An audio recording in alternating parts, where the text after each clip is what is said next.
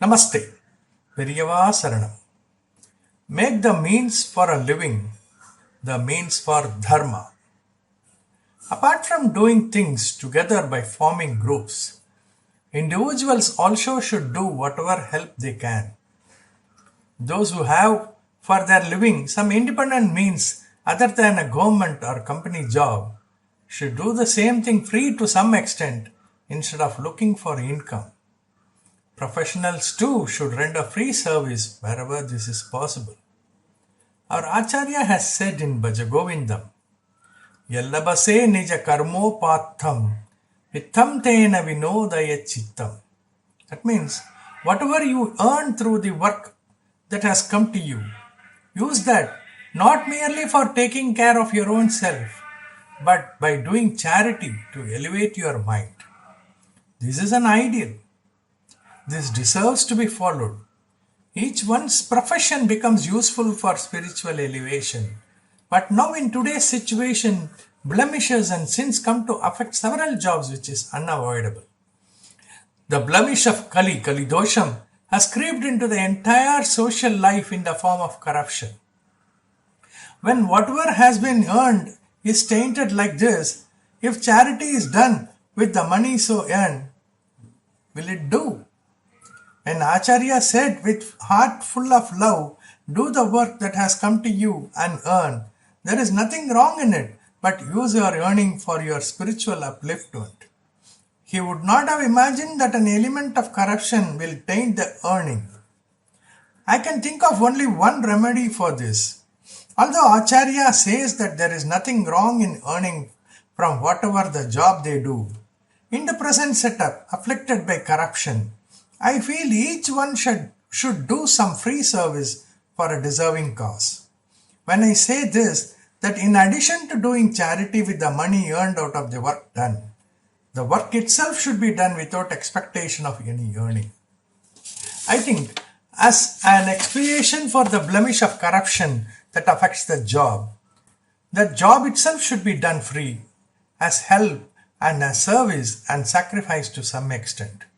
Even those who do work which is not tainted by corruption at all, if they help with their work without expecting any earning, so much it is punya for them. Are you a doctor? You are taking fees and doing treatment is also service to others. But this will not give you self-purification. Not only that, when in unavoidable circumstances some people ask for leave on account of sickness, you may have given them false certificate. In the same way, you may also have given false fitness certificate to some. By all such acts, not only will there not be self-purification, but fresh dirt would have covered the soul. It is only service with sacrifice that can clean it.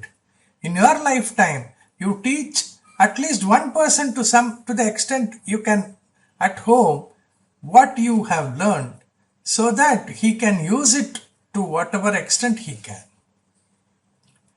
Who are you? Oh, you are a lawyer. All right. At least you choose one case which has justice on its side and the litigant is deserving for free service. Conduct the case free. The same way, try to settle at least one case outside the court. In order that the sins may not accrue by the nature of your profession, help others like this. Apart from sins being washed off, if you continue to do this for some years in a disciplined manner, you would earn a good name among the public. The good name thus earned will help in getting done several public services and you can thus earn punya. If you are a Sangeeta Vidwan, you can help to raise funds for a cause by giving a free concert. A writer can write good things and make them available to religious establishments free of cost. A book publisher can give books free to poor students, or he can sell one or two high-class books containing noble thoughts at cost price, if not give them free. Leaflets containing good matters can be printed and distributed free. Thus, whatever work one may do, it should be done not only for earning, but to some extent for spiritual development. I hear someone saying, I am a mere typist. Does not matter, even if you can use your expertise to help others more than others. Are not so many boys struggling without a job? Out of them, train one boy every 6 months to give him working knowledge in typing. Do this free. By this, they will be able to find means for a living for a lifetime. Their gratitude and blessings will protect you in this world and the other. Thus, everyone can in some way help others by using their own knowledge of their work. Even if you are not able to help by money or physical labor, at least talk sweetly to others and render the help of consoling in the manner of what Tirumular had said, a sweet word for everyone. For those who have retired, do you say we are old retired people? We have given up our job long back, and what kind of help can we render? You only can do more than others, and I have been expecting you all this time. Do not think you are dried up trees. I think if you have the mind, you are the one who can, like the Kalpaka Vrisha, wish fulfilling divine tree, convert this land into Devaloka. If, with the faith in the power of God and mental determination, work is done, that too, not for oneself but for the world, the feeling of weakness connected with the old age would go, and you can work with more enthusiasm than the young people. I am an old person and I am saying this.